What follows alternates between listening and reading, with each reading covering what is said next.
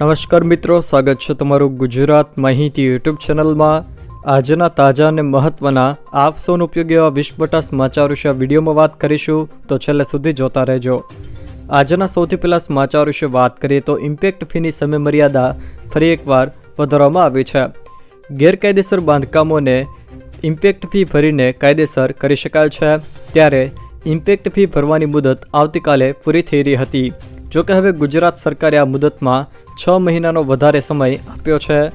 નિયમ બહારનો હોય કે જેને તોડવામાં આવે તો અન્ય લોકોને પણ નુકસાન થાય, તો આવામાં ઇમ્પેક્ટ ફી ભરીને તે બાંધકામને નિયમિત કરી શકાય છે।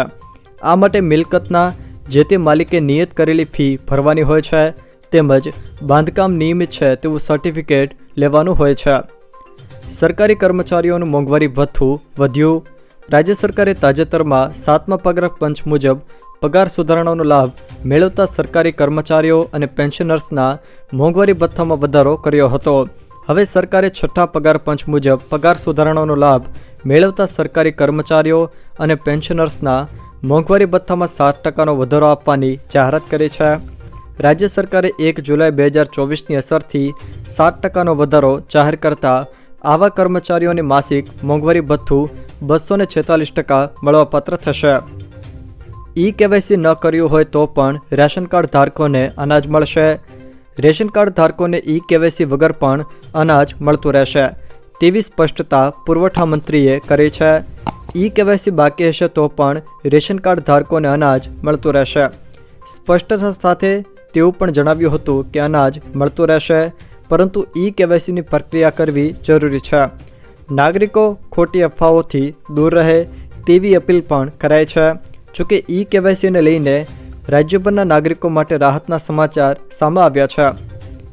સૌરાષ્ટ્ર અને ઉત્તર ગુજરાતમાં ઠંડા પવન સાથે કડકડતી ઠંડીની આગાહી। ગુજરાતમાં ઠંડીનો ચમકારો વધ્યો। 6.8 ડિગ્રી સાથે નર્મદા સૌથી ઠંડુ। જોકે આગામી દિવસોમાં અનેક ભાગોમાં તાપમાનનો પારો હજુ પણ 5 ડિગ્રી નીચે જશે। અનેક શહેરોમાં ઠંડીનો ચમકારો જોવા મળી રહ્યો છે। જોકે આગામી 5 દિવસ તાપમાનમાં ઘટાડો થાય તેવી શક્યતા છે। તાપમાન 1 થી 2 ડિગ્રી વધઘટ થવાની પણ સંભાવના છે। ઉત્તર પૂર્વથી પૂર્વના પવનો ફૂંકાતા ઠંડીનો અનુભવ થઈ રહ્યો છે।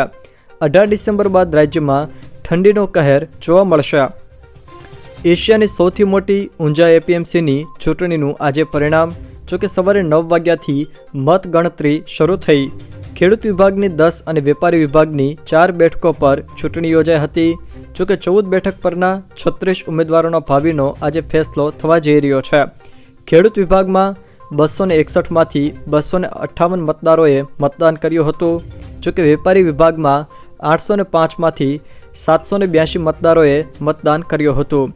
જોકે ઊંઝા APMCની ચૂંટણીમાં દિનેશભાઈ જૂથનો ભવ્ય વિજય થયો છે, જેમાં ખેડૂત પેનલમાં 175માંથી 140 વોટ મેળવીને સમગ્ર પેનલનો વિજય થયો છે। ગુજરાતમાં કૃષિ લોન લેવાનો આંકડો વિક્રમજનક વધ્યો। ગુજરાતના ખેડૂતો દેવાદાર। સહકારી બેંકોમાંથી ખેડૂતોએ 3,67,000 કરોડ રૂપિયાની કૃષિ લોન લીધી। જોકે કેન્દ્ર સરકારે લોકસભામાં આ માહિતી આપી છે। 3 વર્ષની તુલનામાં ખેડૂતોએ 37% લોન વધુ લીધી। વર્ષ 2023-24માં કૃષિ લોન લેવાનો આંક 1,41,000 કરોડ વધ્યો છે। ગુજરાતના 25 જિલ્લામાં ભૂગર્ભ જળ પીવાલાયક નથી। ગુજરાતમાં આડેધડ થતા બોરવેલ પર કોઈ નિયંત્રણ રહ્યું નથી, પરિણામે બેફામ રીતે ભૂગર્ભ જળ ઉલેચાઈ રહ્યું છે।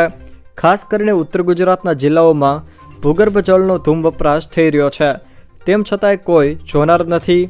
ભૂગર્ભ જળ પાછળ સરકાર કરોડો રૂપિયાનું આંધણ કરી રહી છે, છતાંય પાણીના તળ ઊંચા આવી શક્યા નથી। બીજી તરફ ઊંડે જઈ રહ્યા છે, જેથી ભૂગર્ભ જળ હવે પીવા લાયક પણ રહ્યું નથી। ખુદ કેન્દ્રીય જળશક્તિ વિભાગે એ વાતનો ખુલાસો કર્યો છે કે ગુજરાતમાં 25 જિલ્લાઓમાં ભૂગર્ભ જળમાં ફ્લોરાઇડની માત્રા વધી છે, જે માનવ સ્વાસ્થ્ય માટે જોખમી છે। જોકે ફ્લોરાઇડ યુક્ત ભૂગર્ભ જળનો વપરાશ કરવાથી સાંધાનો દુખાવો, હાડકાં નબળી પડે જેવા, દાંત સડી જવા, ચામડી, પેટના રોગ વગેરે પણ થઈ શકે છે, જ્યારે પાચન શક્તિ નબળી પડવી, વાળ ખરવા જેવા રોગો પણ વધ્યા છે। કયા કયા જિલ્લાઓમાં ભૂગર્ભ જળમાં ફ્લોરાઇડની માત્રા વધી એના વિશે જો વાત કરીએ તો અમદાવાદ, અમરેલી, આણંદ, અરવલ્લી, બનાસકાંઠા, ભાવનગર, બોટાદ, છોટાઉદેપુર, દાહોદ, દ્વારકા, ગીર સોમનાથ, જામનગર, જૂનાગઢ, કચ્છ, મહેસાણા, મોરબી, નર્મદા, પોરબંદર, પાટણ, પંચમહાલ, રાજકોટ, સાબરકાંઠા, સુરત, સુરેન્દ્રનગર અને વડોદરા આ જિલ્લાઓમાં ભૂગર્ભ જળમાં ફ્લોરાઇડની માત્રા વધી છે. આયુષ્યમાન યોજનાને લઈને મોટા સમાચાર. આયુષ્યમાન યોજનામાં ધરખમ ફેરફારની તૈયારીઓ ચાલી રહી છે. ફેરફાર સાથેની માર્ગદર્શિકા તૈયાર કરવા કવાયત. જોકે ખ્યાતિકાંડ પરથી ધડો લઈને આરોગ્ય વિભાગે રાજ્યમાં પીએમજેમાં યોજનામાં ફેરફાર માટે મોટી તૈયારીઓ આદરી છે. આમ આદમી પાર્ટીના ધારાસભ્ય ચૈતર વસાવાની કરાઈ અટકાયત. ચૈતર વસાવા રાજપારડી પોલીસ સ્ટેશનમાં હાજર થવા જઈ રહ્યા હતા. જોકે રાજપારડી અને અંકલેશ્વર પોલીસ સ્ટેશનમાં ફરિયાદ નોંધાઈ છે. અંકલેશ્વર જીઆઈડીસી બ્લાસ્ટની ઘટના બાદ આ ફરિયાદ નોંધાઈ હતી. જોકે બ્લાસ્ટની ઘટના બાદ કંપનીએ પહોંચીને તેઓએ વિરોધ કર્યો હતો. ઇન્દોરમાં ભિખારીને ભિક્ષા આપી કે સગીરો પાસેથી સામાન ખરીદ્યો તો થશો જેલ ભેગા. 1 જાન્યુઆરીથી ઇન્દોરમાં ભિખારીને પૈસા આપવા પર એફઆઈઆર નોંધાશે. કેન્દ્ર સરકારના પાયલોટ પ્રોજેક્ટ હેઠળ ઇન્દોરને ભિક્ષાવૃત્તિ મુક્ત બનાવવાના પ્રયાસમાં કરવામાં આવી રહ્યા છે. જોકે ભિક્ષુકોને 6 મહિના સુધી આશ્રય અને નોકરી ધંધા માટે મદદ કરવામાં આવશે. નોંધનીય છે કે ભિક્ષાવૃત્તિ વિરુદ્ધ દેશના 10 શહેરોમાં પ્રોજેક્ટ ચલાવવામાં આવશે, જેમાં દિલ્હી, બેંગલુરુ, ચેન્નઈ, હૈદરાબાદ, ઇન્દોર, લખનૌ, મુંબઈ, નાગપુર, પટના અને અમદાવાદ પણ સામેલ છે. ટેકાના ભાવે ખરીદીને લઈને મહત્વની બેઠક. કૃષિમંત્રી રાઘવજીભાઈ પટેલની અધ્યક્ષતામાં સમીક્ષા બેઠક યોજાઈ હતી. ટેકાના ભાવે ચાલી રહેલી મગફળી સહિતની કૃષિ જણસોની ખરીદી બાબતે સમીક્ષા કરાઈ. જોકે બેઠકમાં અધિકારીઓ સાથે ચર્ચા કરીને ટેકાના ભાવે થતી ખરીદીની વિગતો પણ જાણી હતી. ધીમી ચાલી રહેલી મગફળીની ટેકાના ભાવે ખરીદી બાબતે અધિકારીઓ સાથે ચર્ચા પણ કરી હતી. બેંકોએ 10 વર્ષમાં 12 લાખ કરોડ રૂપિયાની લોન માફ કરી. બેંકોએ 10 વર્ષમાં 12 લાખ કરોડ રૂપિયા જેટલી લોનો માફ કરી છે. સામે આવેલી માહિતી અનુસાર અનિલ અંબાણી અને જિંદાલથી લઈને જેપી ગ્રુપ જેવા ઉદ્યોગપતિઓની લોન સરકારે માફ કરી છે. સંસદમાં પૂછવામાં આવેલા પ્રશ્નમાં ભારત સરકારે આપેલા જવાબમાં આ વાત સામે આવી છે. છેલ્લા 10 વર્ષમાં બેંકોએ લગભગ 12 લાખ કરોડ રૂપિયાની લોન માફ કરી છે. સરકારી બેંકોએ આ રકમમાંથી અડધાથી વધુ રકમ માફ કરી દીધી છે. જામનગર હાપા યાર્ડ ડુંગળીથી છલકાયું. જામનગરનું હાપા માર્કેટિંગ યાર્ડ ડુંગળીથી છલકાઈ ગયું છે. સામે આવેલા આંકડા અનુસાર હાપા યાર્ડમાં 15,000 ગુણી ડુંગળીની આવક થઈ છે. ટ્રકોની લાંબી લાઈનો લાગી હોય તેવી સ્થિતિ પણ બની છે. એટલું જ નહીં, વધુ આવકને કારણે નવી આવક પર પ્રતિબંધ લગાવવામાં આવ્યો છે. ખેડૂતો પોતાના ઉત્પાદનને વેચવા માટે સવારથી વાહનોની લાંબી લાઈનો લગાવી હતી. આ ઉપરાંત રાજકોટ માર્કેટિંગ યાર્ડ ખાતે ટેકાના ભાવે જણસીની ખરીદી પણ ચાલી રહી છે. 1 વર્ષથી ધૂળ આ સાયકલો ખાઈ રહી છે. દાહોદ જિલ્લાના દેવગઢ બારિયા તાલુકાના મેઘરા ગામની આશ્રમ શાળામાં તંત્રની બેદરકારી સામે આવી છે. આશ્રમ શાળાના પટાંગણમાં સરકારી સાયકલો ભંગાર હાલતમાં જોવા મળી હતી. તંત્રની કામગીરી પર સવાલો ઉઠ્યા છે. સરકારી સાયકલો ઉપર કાળ ચડી ગયો છે, તેમજ ઘાસ પણ ઉગી નીકળ્યું છતાં પણ સાયકલનો જથ્થો જેસે થેની સ્થિતિમાં જોવા મળી રહ્યો છે. હવે ગત વર્ષની જે વિદ્યાર્થીઓની સાયકલ વિહોણી રહી છે તેમને સરકાર દ્વારા સાયકલ આપવામાં આવશે કે કેમ તેને લઈને પ્રશ્નાર્થ થઈ રહ્યો છે. ચણાની બજારની સ્થિતિને લઈને મહત્વના સમાચાર સામે આવ્યા છે. થોડા મહિનાઓ પહેલાં ચણાના ભાવ વધીને 1500 રૂપિયાની સપાટીએ પહોંચી ગયા હતા. જોકે આ બાદ ઓસ્ટ્રેલિયાથી ચણાની આયાત થઈ હોવાથી ચણાના ભાવમાં ઘટાડાની શરૂઆત થઈ હતી. આ બાદ શિયાળુ સિઝનમાં વાવેતરમાં વધારે થવાની સંભાવનાની અસર પણ ચણાની બજાર ઉપર જોવા મળી છે. હાલની સ્થિતિએ ₹1150 લઈને ₹1250ની સપાટી વચ્ચે ચણામાં વેપાર થઈ રહ્યો છે. જીપીએસસીના ભરતી કેલેન્ડર પર મોટું અપડેટ. જીપીએસસીના ભરતી કેલેન્ડરને લઈને આઈપીએસ હસમુખભાઈ પટેલ દ્વારા મહત્વની જાણકારી આપવામાં આવી છે. તેઓએ જણાવ્યું છે કે જીપીએસસી વિભાગો સાથે પરામર્શ કરી રહી છે.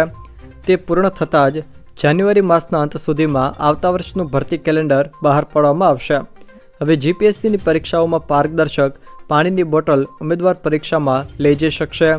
તેના પર કોઈ લેબલ કે લખાણ ના હોવું જોઈએ, જેથી તેનો ઉપયોગ કોઈ માહિતી લખવા માટે ન કરી શકાય. હવે QR કોડ સાથે પાન કાર્ડ આવશે। કેન્દ્રીય કેબિનેટની પાન 2.0 યોજનાને મંજૂરી। હવેથી QR કોડ સાથે નવા પાન કાર્ડ આવશે। પાન 2.0ને કેબિનેટ દ્વારા મંજૂરી આપવામાં આવી છે। કરદાતાઓની ઓળખ માટે જારી કરાયેલ પાન કાર્ડ હવે QR કોડ સાથે જારી કરવામાં આવશે, જેથી કરદાતાઓના ડિજિટલ અનુભવને વધારી શકાય। વડાપ્રધાન નરેન્દ્ર મોદીની અધ્યક્ષતામાં કેબિનેટ CCEA એ પાન 2.0 પ્રોજેક્ટ શરૂ કરવાની મંજૂરી આપી દીધી છે। સરકારના આ નિર્ણયનો હેતુ સરકારી એજન્સીઓની તમામ ડિજિટલ સિસ્ટમમાં મુખ્ય ઓળખકર્તા તરીકે પાનનો ઉપયોગ કરવાનો છે। જોકે સરકાર આ પ્રોજેક્ટ પર કુલ 1435 કરોડ રૂપિયાનો ખર્ચ કરશે। ગુજરાતમાં બાળકો માટેની પેન્શન યોજનાનો પ્રારંભ। NPS વાત્સલ્ય સ્કીમ લોન્ચ કરવામાં આવી છે। જોકે માતા પિતા હવે બાળકો માટે પેન્શન ખાતું ખોલાવી શકશે। NPS વાત્સલ્ય ખાતું 18 વર્ષથી ઓછી વયના બાળકો માટે ઓછામાં ઓછા ₹1000થી ખોલી શકાશે। નાણામંત્રી નિર્મલા સીતારમણે NPS વાત્સલ્ય સ્કીમ લોન્ચ કરી છે, જેમાં માતા પિતા બાળકો માટે પેન્શન ખાતું ખોલીને નાણાં રોકી શકશે। 18 વર્ષથી ઓછી ઉંમરના બાળકો માટે આ ખાતું ખોલી શકાય છે, જે 18 વર્ષ પછી નિયમિત NPSમાં ફેરવાશે। ખાતું ઓછામાં ઓછા ₹1000થી ખોલી શકાય છે અને દર વર્ષે ₹1000 ભરવાના રહેશે। જોકે 60 વર્ષની ઉંમરના બાદ આ પેન્શન મળવાનું શરૂ થશે।